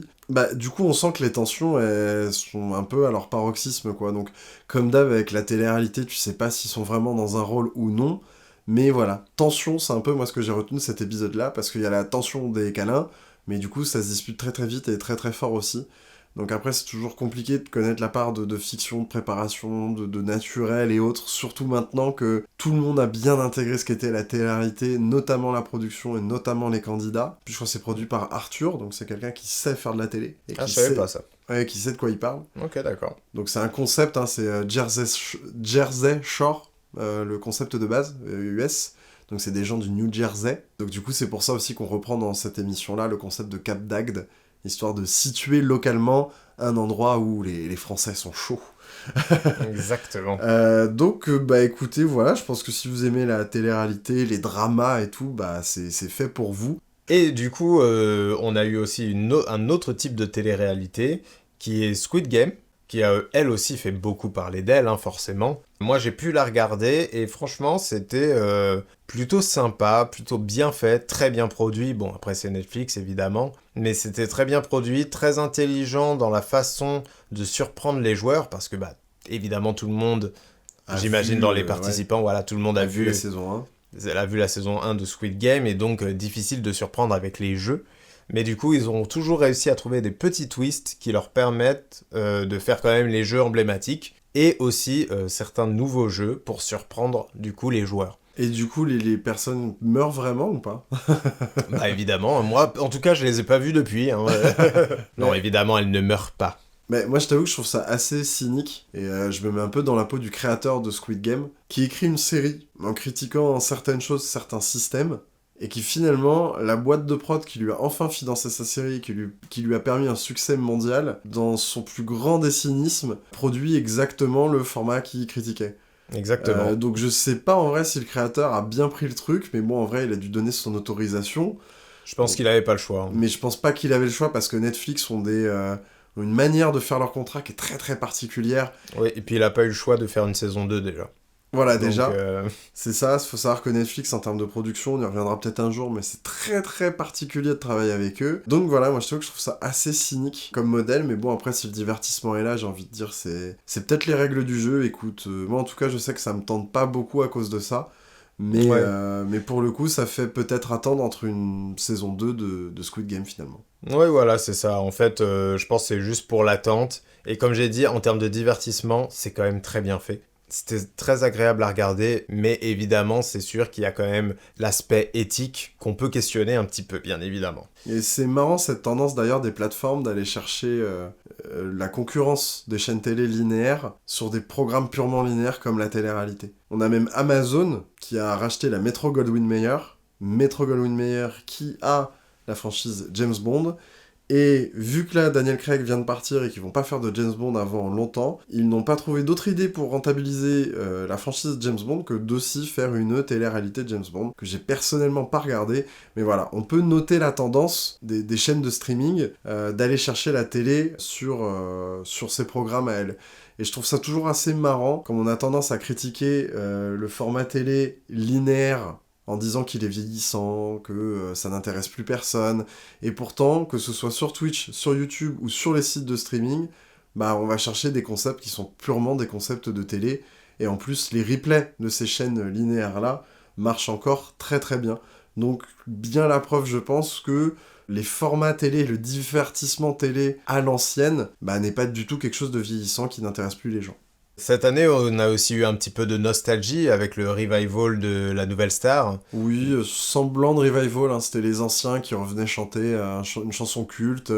On a réuni le jury culte le temps d'une soirée. De la nostalgie, c'est bien ce que Exactement. je dis. Et on a eu aussi quelques annonces dans la partie nostalgie, qui est du coup Popstar pour cette année, et aussi Secret Story. Et donc ça, on attend de voir comment ils vont produire à nouveau ces séries, mais ça me rend curieux, voir ce qu'ils vont en faire aujourd'hui. Et bien sûr, on a eu la fameuse annonce du retour de Plus belle la vie, mais sur TF1. Ouais, on a eu un rachat de série par une chaîne concurrente, ça arrive assez souvent aux US, bon pas si souvent que ça non plus, mais c'est encore plus rare en France. Bah moi je m'en rappelle pas de la dernière fois que c'est arrivé en France. Voilà, c'est ça, surtout pour un soap opéra de quotidienne. Donc voilà, en plus à l'heure où vous écoutez l'épisode sera déjà sorti. Après on vous a dit, on n'a pas regardé tant de programmes que ça, mais je suis sûr que l'année prochaine sera chouette. Bah nous, en ce qui concerne nos goûts avec Benjamin, il y aura la nouvelle saison de The Voice, la nouvelle saison de Koh-Lanta. On trouvera probablement une manière de vous en parler dans le podcast. Bien évidemment. Et évidemment, on va vous faire un petit bilan également de ce qui s'est passé sur Internet cette année quand même. On a eu certains événements comme le GP Explorer 2, donc où il y a eu un tas de participants. Ils ont encore dépassé les limites du premier GP Explorer. Donc cette année, c'était 60 000 personnes qui étaient présentes sur place. et plus de 1,3 million de spectateurs sur Twitch, ce qui en fait le pic record pour la France sur cette plateforme. C'était le grand événement de Squeezie avec des Formule 4, donc il y avait une tonne d'invités, donc c'est une course avec plein de streamers et de youtubeurs. On avait aussi d'autres personnalités cette année comme des rappeurs, il y a eu SCH, Sosomanes ou encore Kekra dont on vous parlait tout à l'heure. Cette édition a été gagnée par Despiello et on espère qu'il y aura évidemment un GP Explorer 3 parce que c'est toujours un grand moment de l'année pour Internet. Et c'est super malin, je trouve, comme formule, parce que ça permet de réunir un peu tout le monde. C'est-à-dire même des gens qui vont pas être forcément intéressés par le monde du stream et qui sont plus intéressés par le sport automobile vont pouvoir s'intéresser au GP Explorer. Et du coup, c'est quelque chose, je pense, qui peut réunir un peu les familles. C'est-à-dire, je pense, de manière très très cliché, je préviens, mais l'ado qui regarde tous ces streamers-là, qui écoute tous ces rappeurs-là, va pouvoir regarder ça avec ses parents, qui eux vont être moins dans ces univers-là, mais sûrement plus dans l'univers du sport automobile. Et du coup, c'est sûrement là où ça fait autant d'audience et où ils arrivent à ramener autant de spectateurs sur le circuit même. Et je trouve ça assez malin, et Squeezie nous prouve encore qu'il a des super idées de concept et qu'il arrive à très bien les porter. Exactement. Et je pense qu'il y en a un autre qui risque de marquer Internet cette année, cette fois-ci, c'est Inox, parce que l'année dernière, du coup, il a annoncé sa montée de l'Everest. Donc il s'est laissé 1 an pour s'entraîner et pour être prêt à escalader l'Everest et arriver jusqu'à son sommet. Et donc on aura sûrement sur Internet une très belle vidéo cette année qui nous montrera toute son ascension. Je pense que ce sera même sous forme de documentaire. Par contre ce sera un documentaire sur YouTube, bien évidemment. Du coup je pense une des énormes vidéos de l'année. Et on espère tous que Inox va réussir son pari. Et on est tous derrière lui. On espère qu'il gravira le mont Everest avec succès. Exactement, puis la promo, il a même été la faire chez Quotidien à la télé, pour dire qu'il attend vraiment un gros succès d'audience, tellement qu'il a été prévenir tout un tas d'audiences potentielles que cette vidéo allait sortir, quoi. Mais cette année aussi a été marquée par des retours. On a donc eu le retour de McFly et Carlito, qui avaient décidé de faire une petite pause, et là qui sont revenus, et c'est une pause qui a l'air de leur avoir fait du bien. Et d'ailleurs, leur audience n'en est pas trop impactée. Oui, et puis ce qui est intéressant, c'est leur changement de format surtout. Là où avant, ils sortaient une vidéo par semaine qui était le dimanche, maintenant, ils ont décidé de les sortir en semaine et de ne pas prévenir, pas donner un jour précis. Donc on a souvent plusieurs vidéos par semaine, mais qui sont plus chill, souvent dans leur studio, où ils ont un rythme beaucoup moins élevé de grosses productions, et on est plutôt sur des vidéos tranquilles dans leur studio. Oui, ils ont arrêté le montage épileptique avec des cuts toutes les secondes, comme on pouvait avoir par le passé. Donc moi, je t'avoue, du coup, je regarde beaucoup plus McFly et Carlito, parce que c'est vrai que je trouvais ça assez indigeste, moi, leur manière de monter auparavant. Donc là, c'est assez chouette. Mais on a aussi eu le retour d'Y Penser, qui avait, il y a quelques années, mis des doutes sur ce qu'allait devenir la chaîne, où il a dit, bon bah voilà, moi je fais une pause, c'était peut-être même la dernière vidéo de la chaîne, je sais pas ce que je vais faire. Et finalement, il est revenu, et là, pareil, beaucoup plus détente dans son contenu, c'est-à-dire que on a encore bien évidemment des vidéos de science, notamment des vidéos biographiques autour de certains grands scientifiques de l'histoire, mais aussi des vidéos autour de la pop culture, où on va débriefer un film ou un courant musical, où il va débriefer des éléments de pop culture, comme un film, des films un peu obscurs, notamment un film avec les Wu.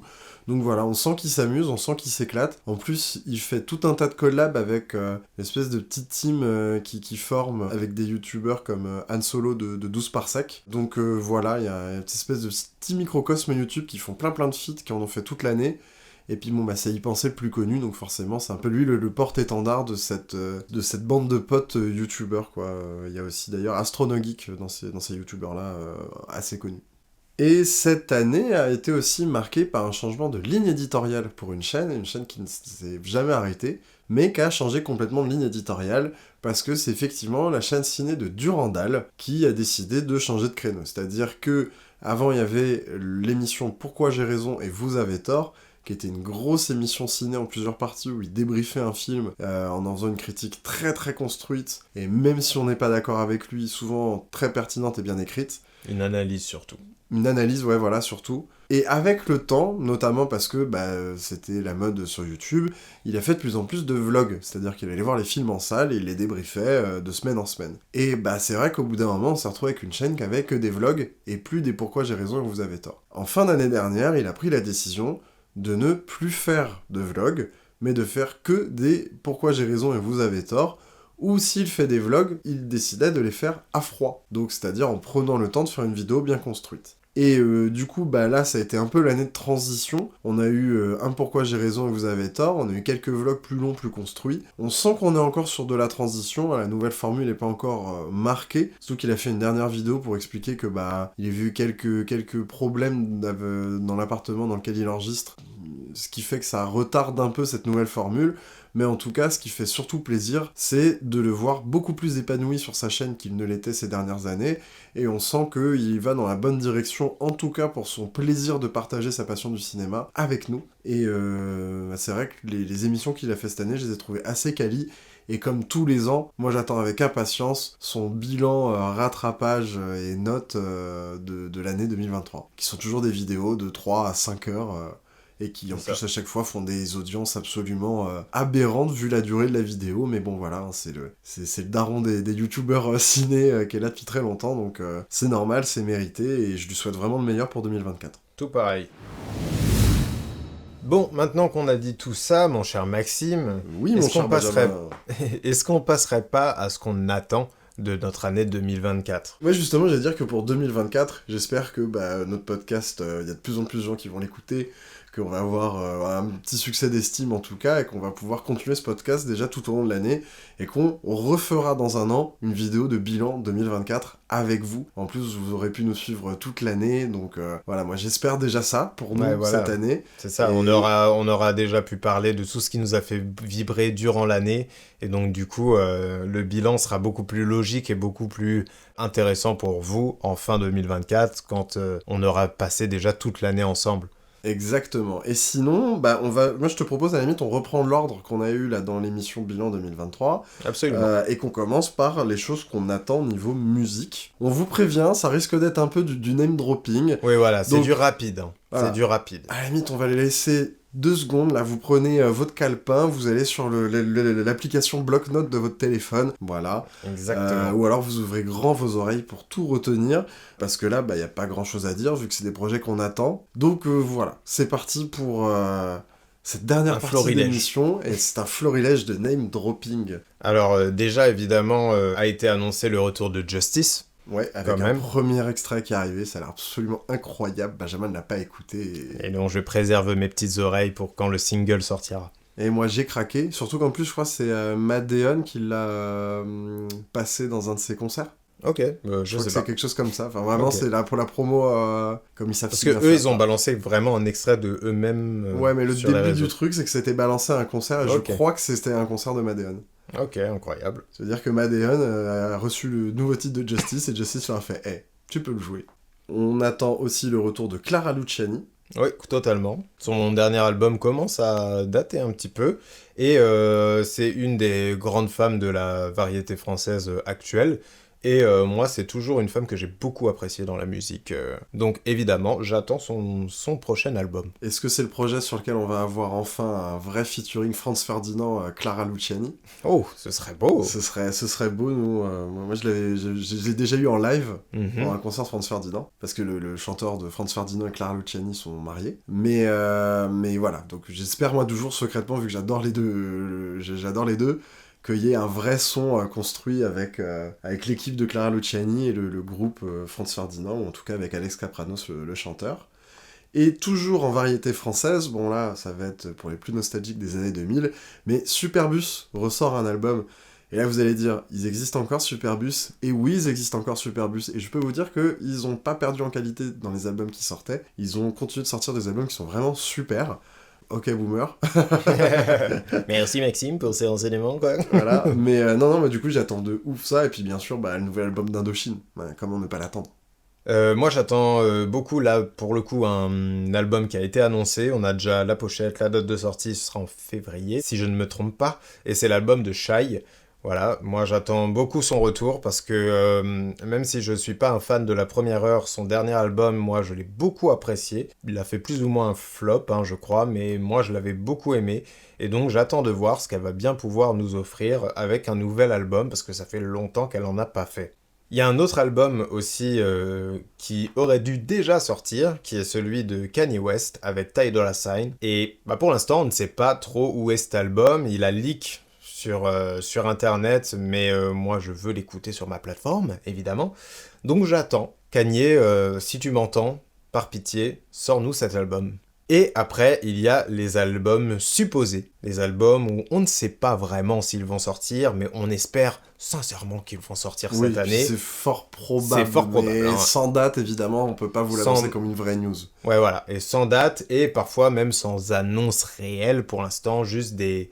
Bah, Des ils sont en on-dit, studio, des voilà, des rumeurs, on-dit. des bruits de Exactement. couloir. Et donc, dans ce lot-là, on a Ariana Grande, qui est une artiste que j'adore énormément, qui est, en tout cas dans le paysage pop actuel, mon artiste préféré. Et on a su qu'elle était en studio, elle a un peu teasé, elle a mis beaucoup de photos d'elle en studio avec Max Martin, par exemple. Et donc, du coup, j'attends énormément son retour. Non, puis moi, on va revenir sur de l'électro, mais bon, bah, il y a Savant qui ressort un album. Donc Et une tournée. et une tournée, on espère qu'il viendra en France. Pitié, oui. Mais en vrai, à ce stade, même s'il vient en Europe, je pense que je fais le trajet. Voilà, et bah moi j'attends surtout le grand retour de Nero, ce sera donc leur 3e album. Moi, leurs 2 premiers albums, pour moi, c'est des albums absolument cultissimes en ce qui me concerne.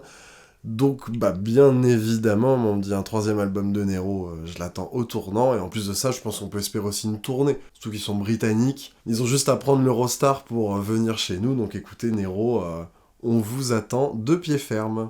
Et bah voilà, on va pouvoir passer aux attentes jeux vidéo, et pareil, hein, on va name dropper à tout va. Donc Maxime, cite-moi quelques jeux comme ça, des jeux que t'as envie de jouer l'année prochaine. Enfin, cette année finalement maintenant. Alors, je vais commencer par une rumeur. C'est le 3e jeu du développeur Playdead, qui avait déjà fait Limbo et Inside, qui sont 2 jeux que j'adore. Donc, bah forcément, Playdead, on sait qu'ils sont en train de travailler sur leur 3e opus. On attend ça avec impatience.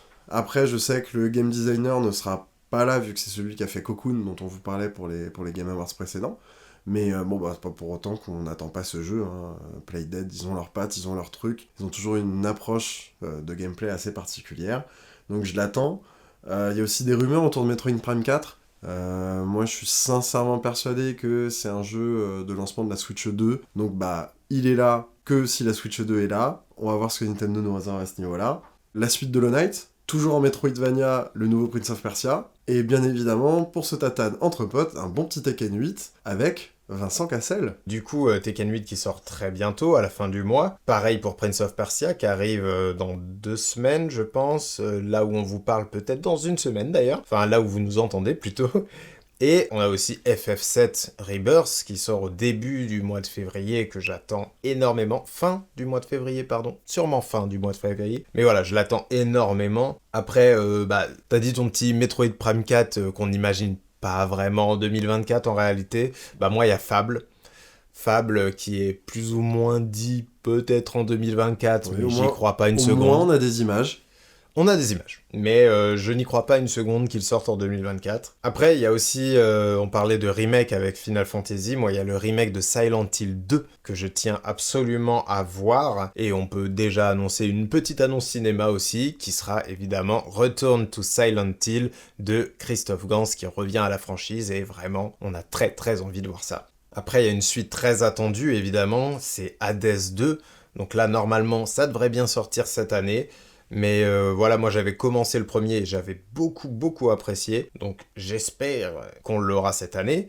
Et bien sûr, Star Wars Outlaws, qui est sûrement une de mes plus grosses attentes parce que le premier trailer de gameplay m'a absolument tarté la gueule. Donc voilà, un beau petit lot de jeux qu'on attend, qu'on a envie de voir arriver cette année et qu'on espère fera notre année vidéoludique. On espère. Vivement. Ça fait longtemps qu'on n'a pas parlé de cinéma. Ah bah oui, ça fait si longtemps. Et là, bon, là, il va y avoir du name drop Ouais. à gogo, hein, vous vous en doutez. Donc, on va déjà passer sur les films où tout le monde sait qu'ils vont sortir, voilà. On aura Joker 2 cette année, on aura Furiosa, on aura Dune 2, on aura Kung Fu Panda 4, et même un Seigneur des Anneaux, Guerre des Rohirrim, un film d'animation. Après, il y a les films qui vont faire les cérémonies, voilà, les Golden Globes, les Oscars, etc. Donc voilà, Zone of Interest, Poor Things, voilà, ce sont des films qu'on va voir très bientôt, qui sortent très bientôt au cinéma chez nous. Et toi, Maxime, tu peux citer quelques œuvres, c'est quoi les films que t'attends le plus cette année? Bah tout d'abord, il y a le nouveau Matthew Vaughn qui s'appelle Argyle, où on va avoir une autrice de romans d'espionnage qui va se retrouver face à son héros, peut-être un peu de la même manière que le film Le Magnifique avec Belmondo. Puis j'adore le style de réalisation de Matthew Vaughn, donc je l'attends beaucoup. Il y a aussi La preuve que l'amour existe de Denis Brunat, que j'attends énormément, qui sortira en milieu d'année. Bien évidemment, Dali, je crois que j'ai dit assez de A, de Quentin Dupieux, avec un casting absolument hallucinant, plusieurs acteurs qui jouent Dali, et bizarrement, moi ce qui m'attire le plus dans ce film, c'est Hakim Gemili, qui va jouer dedans. Et déjà, Hakim Gemili est en pleine ascension en ce moment, bravo à lui. Mais c'est surtout que je trouve que l'univers d'Hakim Gemili colle super bien à celui de Dupieux, donc c'est un peu là-dessus que j'attends le film au tournant. Après, le film que j'attends le plus cette année, clairement, c'est Megalopolis. Au vu de l'ampleur du projet, on n'est pas à l'abri qu'il soit reporté. Parce que, en gros, Francis Ford Coppola, ça fait des années qu'il parle de son film Somme, qui est un peu le film qui réunit tout ce qu'il a appris au cours de ses tournages et tout au long de sa vie. C'est un film qu'il cherche à faire financer depuis très longtemps, et au vu de la difficulté qu'il avait de le faire financer, il y a mis de son propre argent. Pas de sa boîte de prod, c'est-à-dire qu'il y a mis ses finances personnelles, en fait, dans ce film. C'est quelque chose qui est assez rare. Généralement, quand un réalisateur met de l'argent dans un film, c'est à travers sa société de production, pas de sa poche directement, encore moins dans des films aussi ambitieux. Donc là, on est parti sur un Coppola qui va nous claquer une grande fresque de plus de 3 heures, avec un casting incroyable. Et puis, quand on voit la filmographie de Coppola, savoir que là, c'est un film somme qui va revenir tout ce qu'il a appris du cinéma tout au long de sa carrière, moi, ça m'intrigue vraiment, et oui, j'ai beaucoup d'attentes, parce que j'espère vraiment que c'est un film qui va rentrer dans mon top 5, surtout que j'aime beaucoup déjà le cinéma de Coppola, donc voilà. Moi, c'est vraiment ma grosse attente de 2024, et ça, pour le coup, j'espère vraiment qu'on va pouvoir vous en parler dans le podcast. Et toi, de ton côté, Benjamin, c'est quoi tes grosses attentes de 2024 ? Et moi, évidemment, il y en a plusieurs aussi, comme toi. Je pense qu'en premier temps, je peux parler de Alien Romulus, parce que Alien est une franchise que j'adore, mais qui a été malmenée par son créateur même, qui est du coup Ridley Scott, qui nous a fait beaucoup de mal avec Prometheus et Alien Covenant. Et là, cette fois-ci, c'est un nouveau film Alien, mais qui sera réalisé par Fede Alvarez. Fede Alvarez, c'est quelqu'un qui a réalisé le premier remake de Evil Dead, donc avec un côté beaucoup plus sombre et beaucoup moins rigolard que Sam Raimi. Et aussi le film Don't Breath, qui, je trouve, avait une vraie tension et une vraie ambiance palpable. Donc, j'ai hâte de voir ce qu'il peut nous faire avec Alien Romulus. J'ai hâte de voir, en fait, une nouvelle vision de l'Alien, tout simplement. Après, je peux citer aussi rapidement Wicked Part 1, déjà parce que j'aime beaucoup Le Magicien d'Oz, et que là, on sera face à, du coup, une adaptation de la comédie musicale avec Ariana Grande. Donc, moi, je suis open bar, prenez mon argent. C'est elle qui joue la sorcière ? Non, elle joue... Dorothy. Non, elle joue la sorcière blanche, la sorcière, okay. Comment elle s'appelle ? La gentille. La gentille, voilà, la sorcière gentille. Et donc, j'attends beaucoup ça, les premières images sont très jolies en plus de ça. À mon avis, ce sera ma cam sans trop de problèmes. Après, évidemment, comme toi, j'attends des films comme Megalopolis, Dali ou La preuve que l'amour existe. Mais il y a aussi le film La Bête, que moi j'attends beaucoup parce que c'est le nouveau Bertrand Bonello. Ça fait un moment qu'on l'a pas vu. Et j'ai beaucoup aimé certains de ses films comme Nocturama ou le film sur Saint-Laurent qu'il avait fait. Je le trouve très pertinent dans comment il aborde le cinéma. Il y a à la fois un côté très classieux, mais aussi des tentatives visuelles assez marquantes, je trouve, souvent. Et donc, ce sera pour moi un plaisir de découvrir aussi ce film La Bête. Et un petit dernier pour la route, parce que là j'y pense, il me vient, c'est le film Maxine, qui viendra conclure la trilogie de Ty West, du coup qui est composée de X et de Pearl, dont on vous parlera peut-être dans les Gaspard. Donc voilà, encore plein de name dropping, et allez, un petit dernier pour la route, Maxime, avec les séries télé. Ah bien évidemment, et je pense que je vais surprendre personne avec ce début de name dropping. Doctor Who, Mais Pour être honnête avec vous, Doctor Who. Donc, Doctor Who, saison 1, parce que on est à un reboot du coup de la saga. Nouveau départ, une nouvelle porte d'entrée, avec du coup Ncuti Gatwa qui arrive dans la série, le retour des anciens showrunners, enfin je vous en ai déjà parlé à l'épisode précédent. Voilà, moi c'est clairement ma grosse attente de la saison. J'ai enfin pouvoir retrouver le plaisir d'avoir mon petit Doctor Who du dimanche matin. Et en plus de ça, je pourrais même parfois le regarder dès le samedi soir sur Disney+, cette année. Comme c'est magnifique, comme c'est merveilleux. C'est beau, c'est beau. C'est beau, voilà, tout simplement. Je suis très curieux du Zorro avec Jean Dujardin, faut bien l'avouer. Moi je croyais d'ailleurs que c'était un film, visiblement c'est une série. Et aussi Les Sentinelles, qui est une série super héroïque produite par Canal. Qu'est-ce que ça va donner ? Je ne le sais pas encore. Mais en tout cas, voilà, j'attends ça avec impatience. J'ai vu les visuels, c'est très attirant. Donc, ben voilà, on va encore voyager dans le temps avec le TARDIS. Il va y avoir du super-héros français, avec Zorro et les Sentinelles. Je pense que c'est une année où je risque de me remater pas mal de séries, finalement. Promis, l'année prochaine, je vous parlerai d'autre chose que de Power Rangers. On espère, Maxime. Par contre, je continuerai de parler de Doctor Who, ça va pas changer mon petit Benjamin, je suis vraiment désolé. Hein. Ah bah non, ça je sais que on va s'en taper du Doctor Who, on va s'en taper les amis. J'espère que vous aimez. Et donc moi, en fait ça va être très simple, ça va être surtout des suites, des nouvelles saisons en fait tout simplement. Donc il y a House of the Dragon et Euphoria, voilà, venant de HBO, que j'attends énormément. Ils mettent souvent un peu de temps à faire leur saison, mais voilà, c'est deux séries qui m'ont marqué ces dernières années. Il y a aussi la série Ted qui arrive très très très bientôt. Et pourquoi je suis intéressé par Ted ? Parce que c'est Seth MacFarlane derrière. Donc on vous en parlera peut-être plus amplement un jour de Seth MacFarlane. Mais en tout cas, sachez que je l'aime beaucoup. Et donc c'est le réalisateur des films Ted et aussi de séries d'animation comme Family Guy ou American Dad. Il y a aussi la nouvelle série de Ryan Murphy, que j'adore aussi, qui est Feud, donc une nouvelle saison. Il avait fait une première saison de Feud avec Jessica Lange et Susan Sarandon, et donc là, il revient pour une nouvelle saison, donc c'est une série anthologique, donc ce sera une nouvelle histoire, et j'ai hâte de voir ça. Et pour rester évidemment sur les suites, il y aura aussi la nouvelle saison de Severance, qui est une série qui m'a énormément marqué l'année dernière, et bien sûr la nouvelle saison de The Boys, qu'on attend tous avec impatience, en tout cas j'imagine.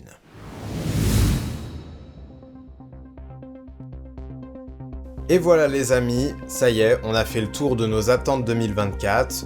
On a fait un peu le bilan de cette année 2023. Pour faire le bilan, pour nous, on a quand même lancé ce podcast. On en est très fiers. Voilà, donc c'est Crit My Cult. On espère pouvoir le continuer durant toute l'année et aussi qu'on va choper un plus grand public et vous garder, vous qui nous écoutez déjà dès maintenant. Merci à vous de nous suivre. Merci beaucoup. On vous réserve plein de choses pour cette année. On a plein d'idées. N'oubliez pas notre petite cérémonie de récompense Les Gaspards qui arrivera au cours du mois de février. On espère que tout ça va vous plaire et qu'on passera toute l'année ensemble. En tout cas, dès aujourd'hui, on vous souhaite une bonne année. Essayez de faire de cette année la vôtre, que tous vos projets s'accomplissent et que votre santé aille pour le mieux. Merci à tous. C'était Ben et Max pour Crit My Cult. À bientôt et bienvenue en 2024. Ciao!